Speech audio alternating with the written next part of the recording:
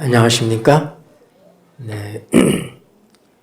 우리 다시 본문 말씀 다시 읽겠습니다. 로마서 8장 23절. 이뿐 아니라 읽겠습니다. 시작. 이뿐 아니라 또한 우리 곧 성령의 처음 익은 열매를 받은 우리까지도 속으로 탄식하여 양자될 것 곧 우리 몸의 구속을 기다리느니라. 아멘.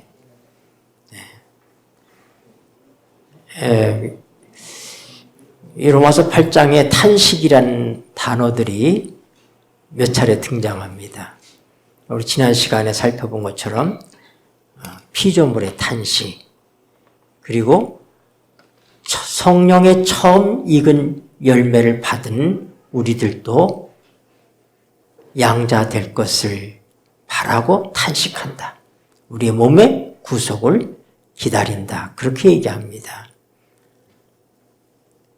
한 절을 덧대서 그 다음 절에 보면 거기에는 성령의 탄식이 나옵니다. 우리가 이제 다음 시간이나 그 다음 시간에는 성령의 탄식에 대해서도 함께 살펴볼 것입니다. 왜 우리는 탄식할 수밖에 없는가? 피조물이 탄식하는 것은 바로 이 모든 피조물은 인간을 위해서 하나님께서 창조하셨어요. 사람을 위해서. 그렇기 때문에 사람이 망가졌을 때, 사람이 범죄했을 때 피조물도 망가진 것입니다. 피조물에게 죄가 있는 것이 아니에요. 그 모든 피조물은 이 산천초목들 모든 것들은 하나님께서 우리 인간을 위해서 창조한 것이기 때문에 인간이 범죄했을 때 그 피조물들도 함께 저주를 받았다고 하는 것이죠.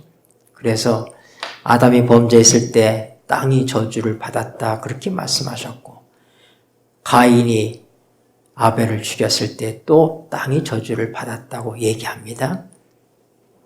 노아 홍수 때 정말로 끔찍한 그런 저주가 이 땅에 임한 것입니다.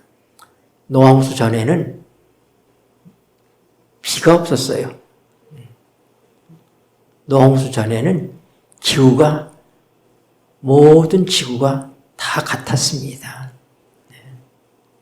왜냐하면 궁창이라고 하는 것은 하나님께서 물을 하늘 위에와 또 땅 아래에다가 물을 두셨어요. 그래서 이 대기권을 만들어내셨는데, 그러면 이 대기권을 벗어나서 그 다음에 우리가 지금 현재는 무중력층이라고 하는 바로 중력이 작용하지 않는 그 공간, 거기에 물이 있었다고 하는 것입니다.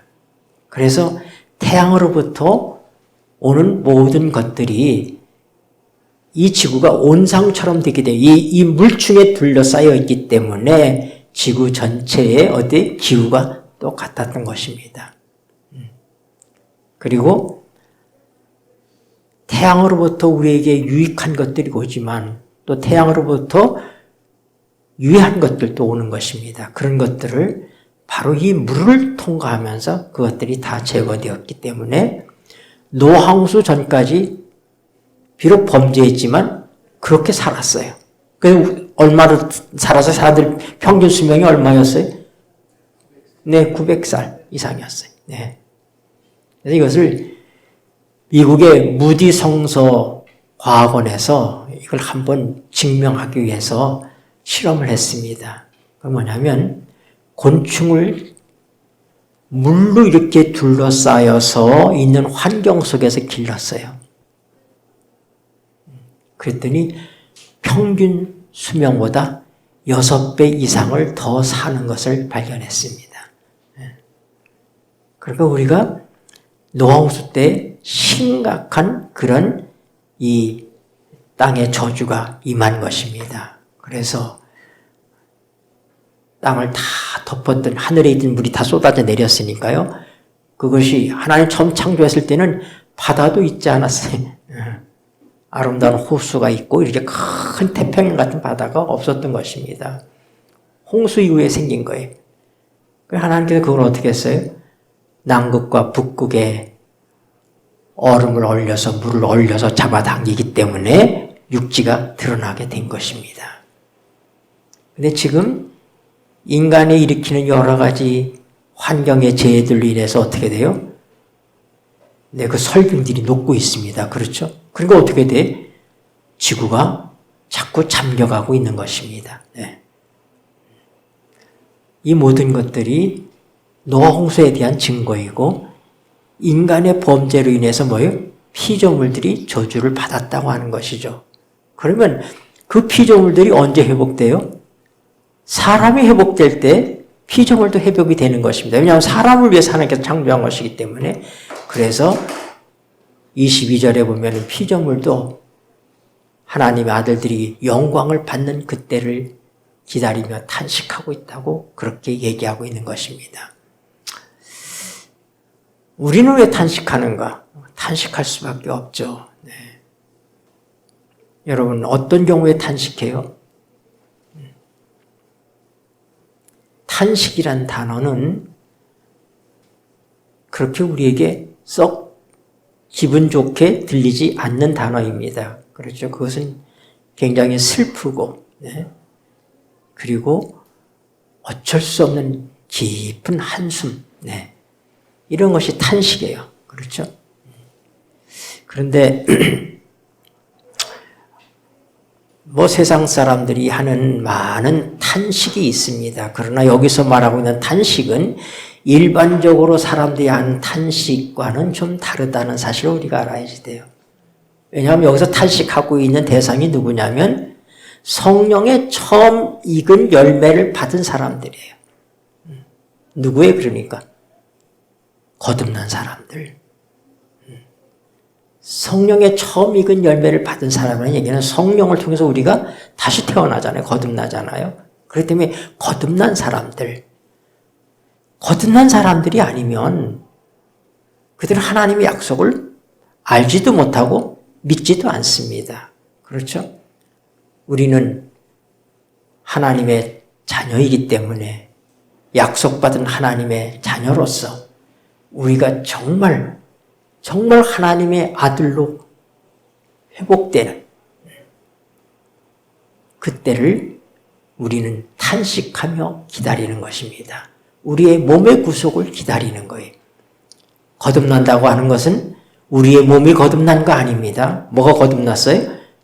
우리의 속사람이 거듭난 거예요. 우리의 영이 거듭났습니다. 왜냐하면 육으로 태어난 모든 인간은 하나님과 교통이 끊어진 상태로 이 땅에 태어납니다. 우리에게 영이 있지만은 그러나 활동하지 않아요. 이미 공부한 것처럼 베드로전서 3장 18절에 보면 그것은 옥에 있는 영들이라 그렇게 표현했어요. 우리 주님께서 육체로 죽임을 당하시고 영으로 살리심을 받으셨으니 이는 옥에 있는 영들에게 전파하려 하심이라. 다시 얘기해서 영이 있지만은 옥에 갇혀 있는 것처럼 활동하지 않는 거예요. 마비되어 있는 것입니다. 이것이 오늘 인간의 모습인 거예요. 그래서 어떻게 돼요? 아무도 스스로 하나님을 알 수가 없습니다. 하나님과 교통이 이루어지지 않아요. 하나님은 영이시기 때문에 영은 영으로만 통하는 것입니다. 제가 늘 얘기하는 것처럼 전기는 전기가 통하는 전도체를 통해서만 전기가 전달되는 것처럼 아무리 강한 전기를 이 플라스틱에 갖다 놔도 안 통하죠. 그렇죠? 이걸 우리는 부도체라고 얘기해요. 육이라고 하는 것은 영적 부도체인 것입니다.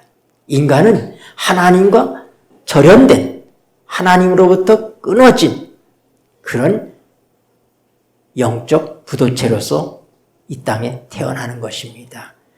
그 사람이 아무리 선한 사람이든 아무리 도덕적인 사람이든 아무리 종교적인 사람이든 니고데모는 그 당시에 존경받는 그런 사람이었습니다. 교회 지도자였습니다. 그런 사내들인 회원, 우리나라 치면 국회의원이었습니다. 교회 장로요. 그런 하나님 율법에 충실하게 살아가는 사람이었습니다. 그러나 그에게 거듭남의 경험이 없는 것입니다. 그래서 예수님께서 니고데모를 보고 뭐라고 그랬어요?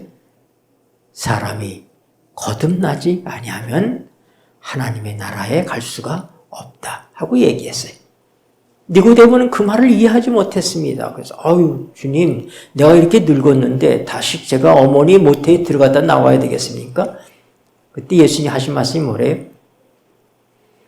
육으로 난 것은 육이요, 성령으로 난 것은 영이니. 여러분, 어머니의 뱃속에 들어가다 나올 수도 없지만은 10번을 어머니 뱃속에 다시 들어가다 나와도 그건 육인 것입니다. 하나님의 성령을 통해서 우리가 거듭나야지 되는 거예요.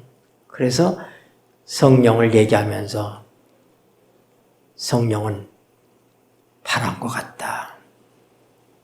바람은 모습이 없다.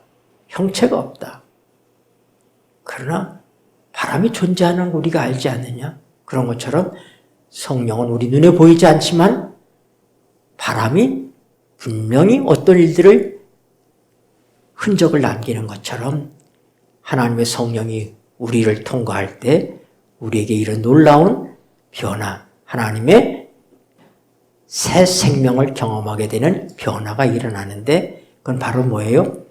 우리의 죽어있던 영이 부활하는 것입니다. 그래서 우리가 이미 공부한 것처럼 우리의 영은 그리스도의 부활하심으로 말미암아 우리의 영은 우리 산 것이지만은 몸은 죄로 인하여 죽은 것이다.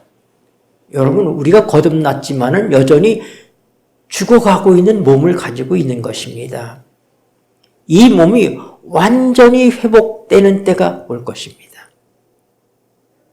그래서 이 소망을 가진 자들이 어떻게 한다고요? 바로 그때를 탄식하며 기다린다고요.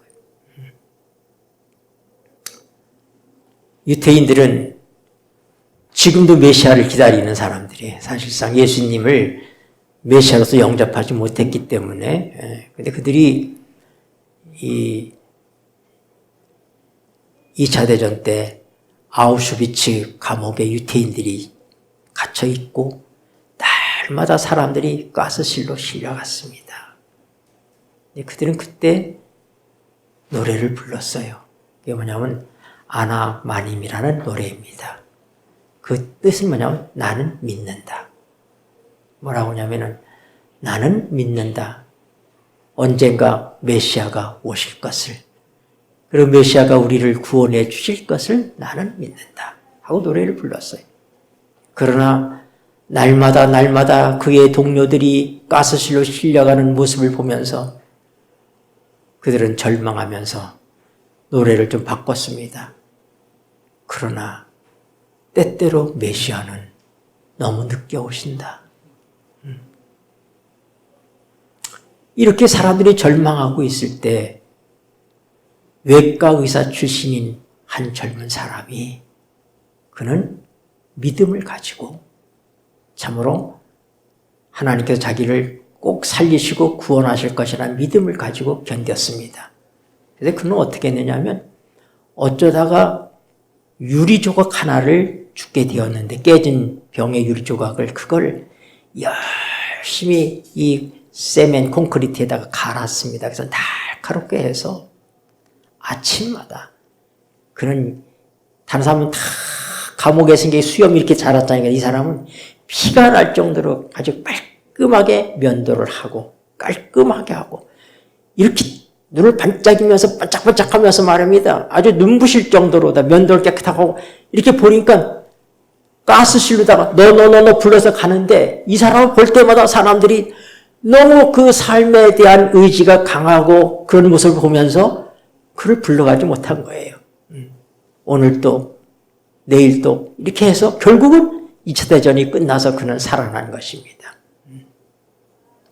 그는 매 6월절이 되면 그가 자기가 경영하는 병원 그쪽에 사람들을 모으고 참으로 잔치를 베풀고 그가 새롭게 만든 아나 마밈의 노래를 불렀습니다. 주님은 오신다. 메시아는 오신다.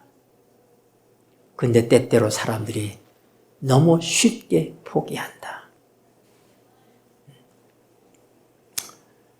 참으로 그들이 메시아에 대한 소망이기 때문에, 구원자에 대한 소망이기 때문에 그들은 그 절망의 상황에서 뭐예요? 그분이 오시지 않는 것 때문에 탄식한 것입니다. 네.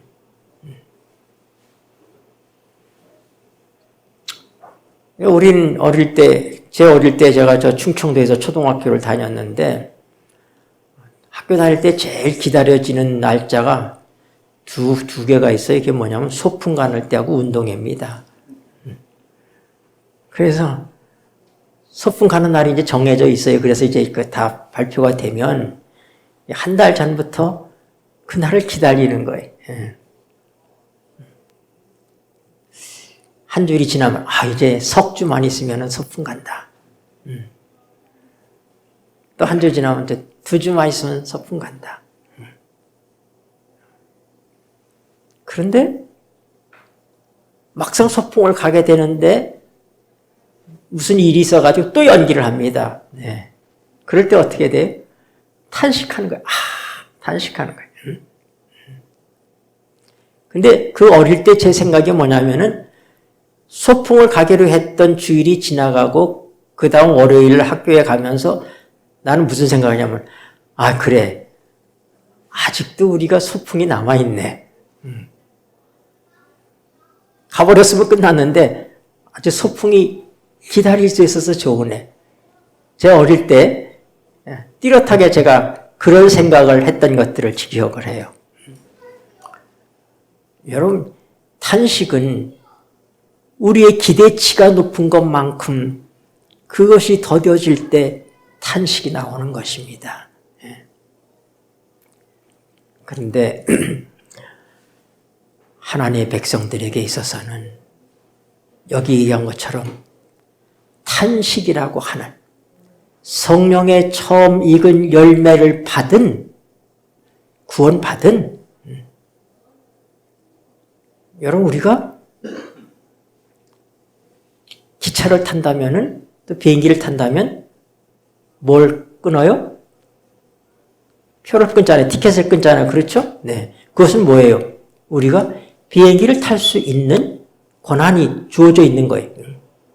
그러나 우리가 비행기에 탄 건 아니잖아요. 아직. 그렇죠? 네. 아직 기차에 탄 건 아니잖아요. 그러나 우리가 그 티켓을 가지고 있잖아요. 우리가 지금 경험하고 있는 구원은 바로 그거예요. 네. 지금 현재 우리는 하나님과 끊어졌던 관계가 회복되면서 우리가 영적으로 부활해서 성령이 우리 안에 역사하심을 통하여 하나님과 교통하는 삶을 살고 있습니다. 이게 성령의 처음 익은 열매를 받은 자들이에요. 그러나 아직은 우리가 이 죄의 몸을 가지고 삽니다.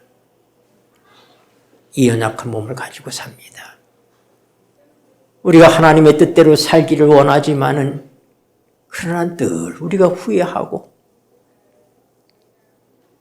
우리가 또 하나님의 뜻대로 살지 못한 어떤 것들 때문에 어떻게 돼요? 우리의 마음이 무너지고 그래서 탄식하는 거예요. 이 탄식은 필연적인 것입니다. 왜요? 우리가 아직 몸의 구속을 받지 못했기 때문에 우리가 아직도 영광스러운 하나님의 영광을 회복하지 못했기 때문에 이 몸을 가지고 사는 날 동안은 우리에게 늘 갈등이 있고 내가 이 육신이 약하여 우리가 또 실수하고 난 다음에 어떻게 돼요? 탄식하는 거예요. 주님, 또 잘못했습니다. 또 실수했습니다. 그럴 때마다 우리는 때때로 우리 자신이 싫어지기도 하고 밉기도 한 것입니다. 어떤 사람들이 부활을 하는 것입니까? 부활의 전제가 뭐예요?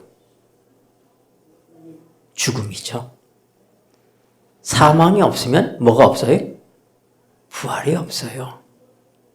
밤이 없으면 뭐가 없어요? 아침이 없어요. 예수님이 이 땅에 와서 사셨던 예수님의 삶의 원리, 원칙을 얘기하면 그것은 곧 뭐냐면 죽음과 부활입니다. 사망과 부활이에요.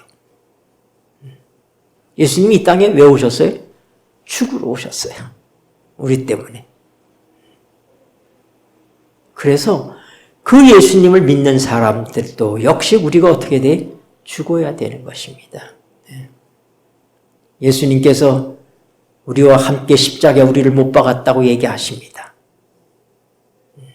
우린 그 믿음을 통해서 하나님의 성령에 거슬리는 우리의 옛 본성에 속해 있는 이 몸에 속해 있는 것들, 이 육신에 속한 것들, 이것들이 날마다 십자가에 못 박혀야 되는 것입니다. 그래서 사도 바울은 내가 날마다 죽노라 그렇게 얘기했어요. 우리의 탄식은 바로 이것 때문에 탄식하는 거예요. 뿐만 아니라 에스겔 9장 4절에 보면 예루살렘 성중에 행하는 모든 죄악 때문에 슬퍼 탄식하는 자의 이마에 인을 치라 그렇게 말씀하셨어요. 인맞은 자가 살아나는 것입니다. 하나님의 인받은 자가 사는 거예요. 근데 하나님께서 어떤 사람들에게 인을 치신다고요? 탄식하는 자. 뭐 때문에? 예루살렘 성 안에 이루어지는 여러 가지 이 죄악들을 보면서 탄식하며 우는 자. 오늘 하나님의 백성이 탄식해야 되는 또 하나의 이유는 뭐냐면 내 죄만이 아니라 이 땅에서 이루어지고 있는 수많은 죄악들을 바라보면서 우리는 어떻게 해야 돼? 탄식해야지 된다 이 말이에요. 비난하고 손가락질하는 것이 아니라 탄식하는 거예요. 하나님께서 이마에 인이 없는 자들에게는 다 죽이라고 말씀하셔요. 에스겔서 9장에 보면은. 근데 누구로부터 시작하느냐? 늙은 자로부터 시작한다고 그랬어요. 나이 든 자로부터 시작한다. 근데 그 말은 다른 말로 얘기하면 장로로부터 시작한, 장로라고 하는 얘기는 나이가 들었다는 뜻이에요. 오늘 하나님께서 우리의 이마에 인을 치시는데, 하나님이 내 것이라고 하고 우리에게 인을 치시는데 어떤 사람에게 인을 친다고요? 성 안에서 일어나는 죄악을 보면서 탄식하며 우는 자에게 인을 치신다고 얘기합니다. 여러분, 사람이 얼마나 집요하고 하나님의 뜻을 거스리냐면 우리는 출애굽 당시 이스라엘 백성들을 보면 알 수가 있어요. 하나님께서 크신 팔로 기적과 이사를 통해서 종살이하던 애굽에서부터 그들을 구원해 내셨습니다. 그들은 수많은 하나님의 역사를 보았어요. 10가지 재앙이 내리는 것도 보았습니다. 홍해 바다를 육지처럼 건너게 하시는 것도 보았습니다. 그 살기 힘든 광야에서 낮에는 구름 기둥으로 밤에는 불 기둥으로 그들을 보호하는 것을 그들은 경험했습니다. 먹을 것이 없는 그들에게 하나님께서 어떻게 해요? 날마다 만나를 주셔서 만나로 먹을 수 있도록 하시고 물이 없는 그곳에 반석을 열어서 강처럼 시내가 흘러 그들을 물을 먹게 하셨습니다. 고기가 먹고 싶다고 아우성 칠 때 하나님께서 메추라기를 갖다가 진에 덮이도록 내려주셔서 그들이 한 달 동안 코에가 냄새 날 정도로 고기를 먹었습니다. 얼마나 많은 기적을 보았어요. 그런데 모세가 시내산에 올라가서 하나님의 거룩한 산에서 두 돌비 십계명을 받고 있는 동안 40일 동안에 그들의 눈에 그들의 지도자가 사라져버리고 안 나타나니까 백성들이 요동하기 시작했어요. 그래서 아론이 어떻게 했어요?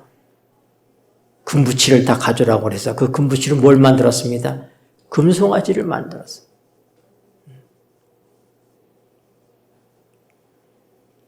어떻게 이럴 수 있을까? 여러분, 이것이 인간의 모습인 것입니다. 그 놀라운 하나님의 보살핌과 기적으로 오늘 여기까지 와 있는데 40일을 참지 못하고 뭐예요? 지도자가 없어졌다. 우리가 우리를 이끌 신을 만들자 해서 금송아지를 만들어서 난리를 치지 않았습니까? 하나님의 법계 속에는 하나님과 언약한 10계명이 들어있어요. 하나님께서 그 10계명을 담는 법계를 뭘로 만들게 하셨느냐면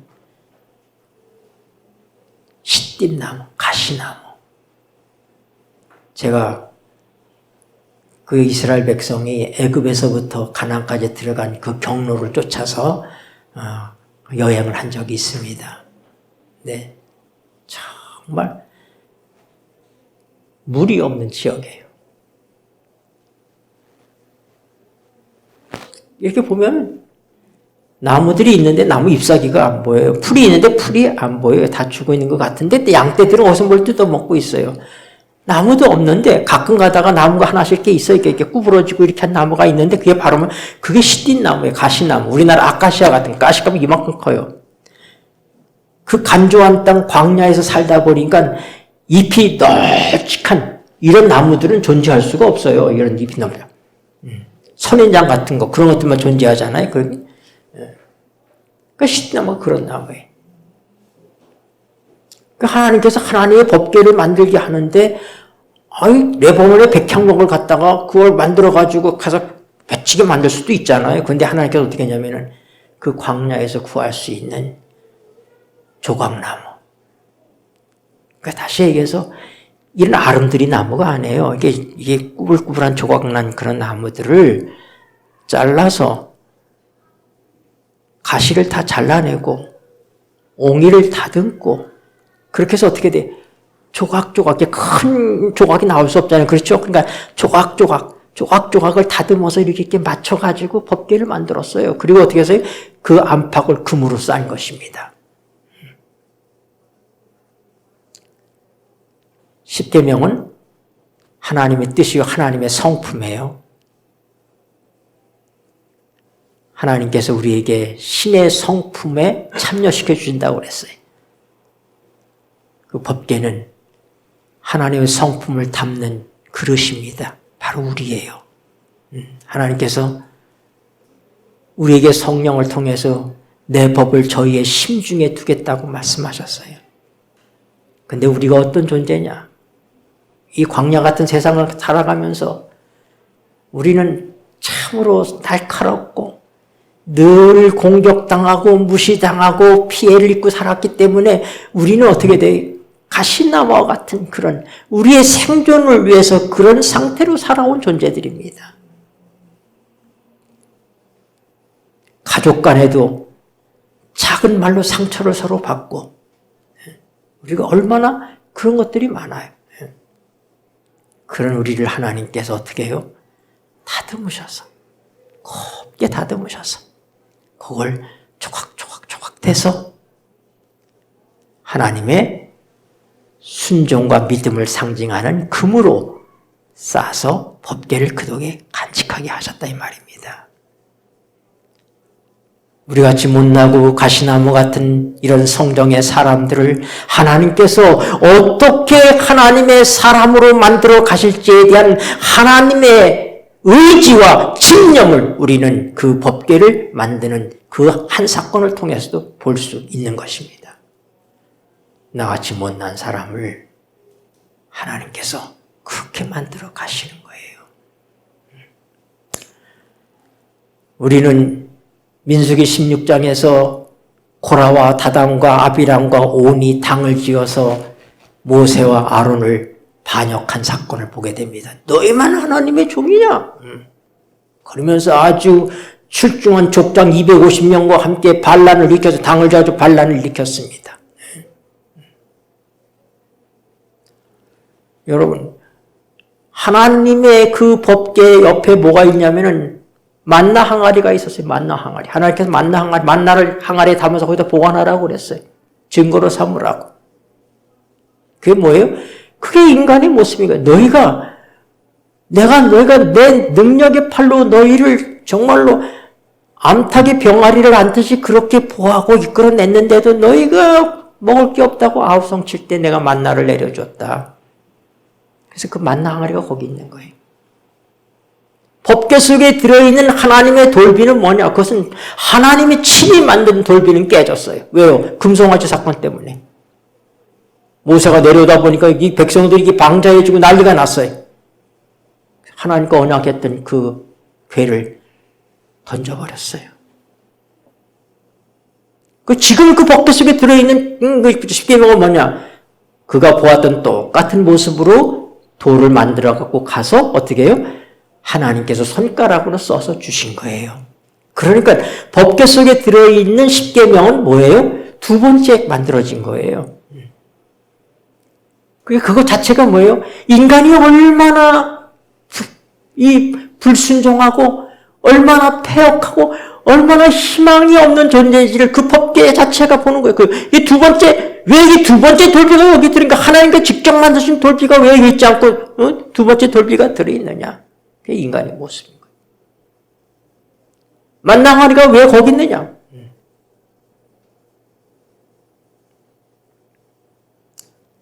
범죄한 인간의 모습이 그런 것입니다. 그런데 그들이 고라와 다단과 아비람이 반역했을 때 하나님께서 지진을 통해서 그들을 땅속에 묻어버리셨어요. 그러면 백성들이 이제는 그쯤 되면 들어야 될 거 아닙니까?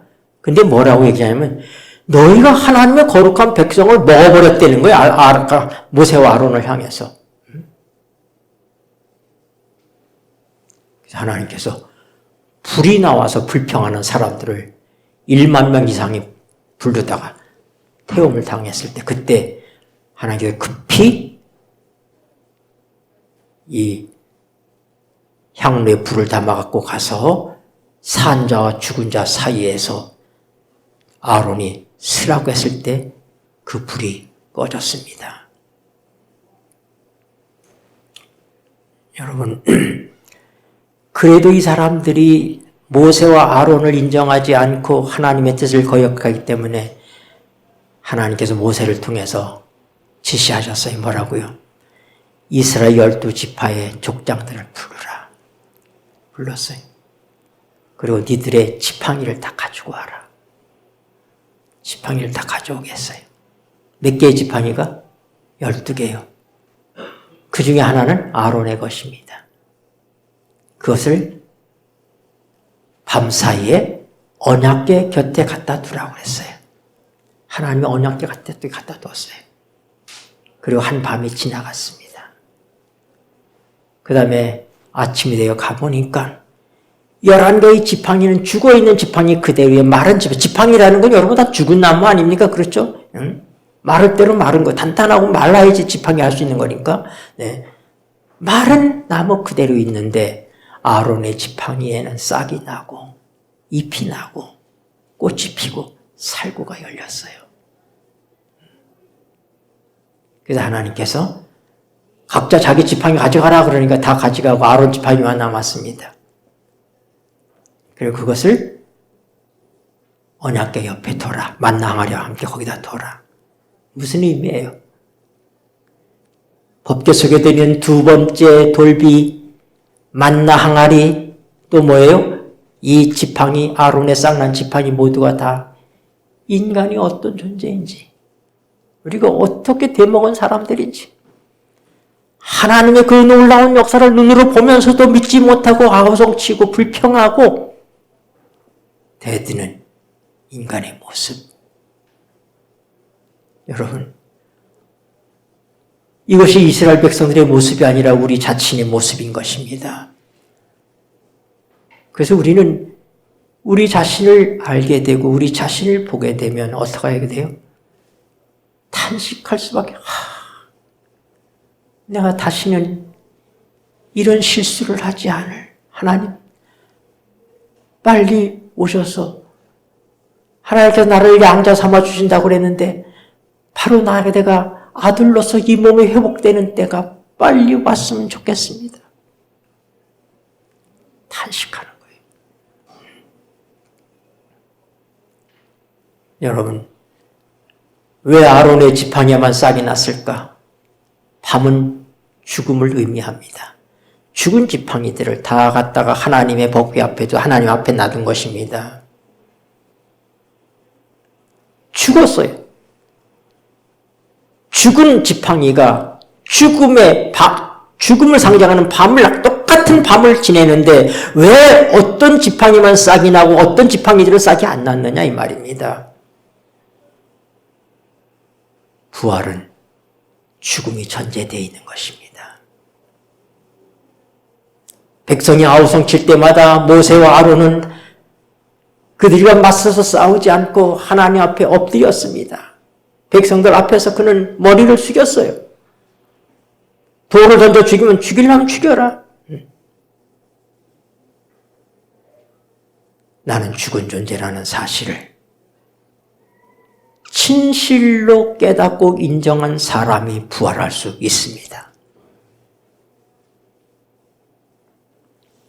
오늘 바로 이런 사람의 탄식을 오늘 이 로마서 8장 23절 말씀하고 있는 것입니다.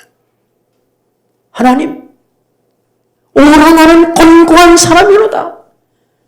누가 나를 이 사망의 몸에서 건져내랴. 예수님께서 분명히 말씀하셨어요.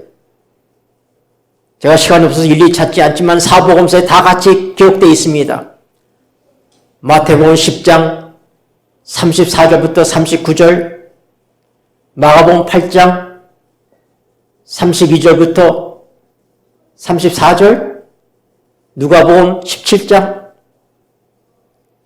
32절부터 35절, 요한복음 12장 24절로 26절.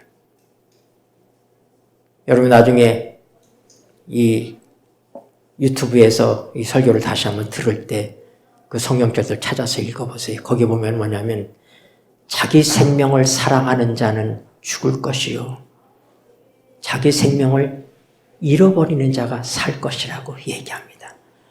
누군지 나를 따라오려거든 자기 십자가를 지고 나를 쫓을 것이니라. 한 알의 밀이 한 알 그대로 있으면은 아무것도 아니지만 그 밀이 땅에 들어가 죽음으로 말미암아 많은 밀알을 맺힌다.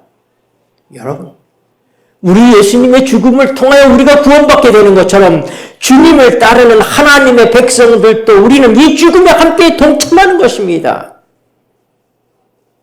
우리가 그리스도와 함께 영광을 받기 위해서는 그의 고난에도 함께 동참해야 된다고 얘기했습니다. 여러분이 여러분의 가정 식구들을 누구 구원하기를 원하면 여러분이 가정에서 죽지 않고는 식구들을 살려낼 방법이 없습니다. 서로 살아가지고 내가 살았다고 아우성 치는데 어떻게 부활의 생명이 나타날 수 있겠느냐 이 말입니다. 아론과 모세가 하나님 앞에서 엎드린 것처럼 나는 죽은 자입니다 한 것처럼 그렇게 자기를 버리고 하나님 앞에서 완전히 죽은 자로서 그렇게 자기를 버릴 때만이 죽은 마른 지팡이에 살구 열매가 맺히는 것입니다. 한 알의 밀알이 죽음을 통하여서 많은 밀알을 수확하는 것처럼 오늘 그리스도인의 삶의 원리는 예수님의 삶의 원리와 같은 것입니다. 우리 예수님께서는 내가 내 뜻을 행하러 오지 않고 아버지의 뜻을 행하러 왔다고 얘기했습니다. 나는 내가 원하는 것을 하지 않고 아버지가 원하는 것을 한다고 얘기합니다. 우리 주님도 주님이 원하는 것이 있는 것입니다. 그는 인자로서 자기 뜻이 있었지만은 그러나 어떻게 했어요? 나는 내 뜻을 행하지 않는다. 오늘 하나님의 성령을 통해서 우리가 거듭났다면 성령님이 우리의 주인인 것입니다. 그러므로 성령님께서 우리의 주인 노릇할 수 있도록 우리는 죽어야지 되는 거예요. 십자가에 자기 십자가를 지고 나를 쫓지 아니하면 여러분 팔복의 두 번째가 뭐예요? 애통하는 자는 복이 있나니 저희가 위로를 받을 것이며 고린도서 7장 9절부터 있는 무슨 말씀이 있어요? 우리가 하나님 안에서 하는 근심은 구원을 이룬다. 세상의 근심은 쓸데없는 것이지만 주님 안에서 하는 구원은 주님 안에 하는 근심은 우리의 구원을 이룬다고 말씀하는 거예요. 오늘 피조물도 탄식하고 있는데 왜 다음에 공부할 하나님의 성령도 탄식하며 우리 위해서 기도하고 있는데 우리가 희낙낙하며 살 수 있겠는가? 나도 나 자신을 보면서 절망할 때가 많습니다. 내가 평생 하나님의 종으로 살아왔는데 내가 목사로서 살아왔는데 내가 말씀을 전하는 사람으로 살아왔는데 내 모양을 내가 들여다볼 때 절망할 수밖에 없어요. 한탄스러운 것입니다. 탄식할 수밖에 없어요. 이제 내가 죽어가고 있는데 제가 전에 먹던 그 음식의 양의 한 절반 먹고 그 정도밖에 제가 못 먹어요. 저거 활동하고 나면은 기운이 뚝 떨어져서 목소리가 잠기고 내가 죽어가고 있구나. 하나님이 나에게 얼만큼의 더 생명을 주실는지. 근데 내가 죽음을 위해서 준비되어 있는가? 내가 내 자신을 바라볼 때 한탄스러운 것입니다. 제가 이 말씀을 준비하면서 하나님 앞에 정말로 탄식하는 심정으로 기도하고 탄식하는 심정으로 하나님께 울었습니다. 하나님, 내가 이 모습입니다. 제가. 얼른 우리가 이 죄의 몸을 벗기를 바라는 것입니다. 우리의 이 몸이 영과 함께 영원히 회복되어서 영광스럽게 될 그날에는 다시는 죄가 우리를 유혹하지도 우리를 괴롭히지도 못할 것입니다. 그러므로 성령의 처음 익은 열매를 받은 우리도 양자 될 것, 곧 우리 몸의 구속을 기다리며 탄식하고 있는 것입니다. 오늘 왜 우리가 탄식해야 되는지, 누가 탄식하는 것인지,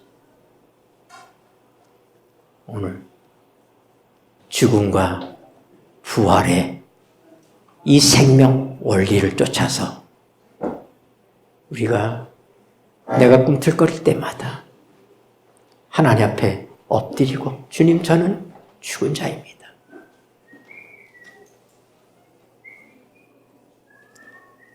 우리의 시조 아담과 하와가 사단의 유혹에 빠져서 보암직하고 먹음직스럽고 탐스럽게 할 만한 바로 그의 애정 때문에 선악과를 먹었습니다.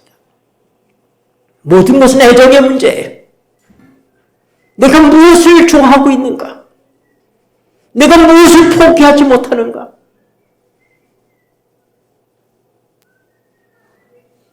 내가 십자가를 진다고 하는 것은 오늘 내게 있어서 현저하게 드러난 어떤 죄를 버리는 것, 그것이 아니라 대의명령도 분명하고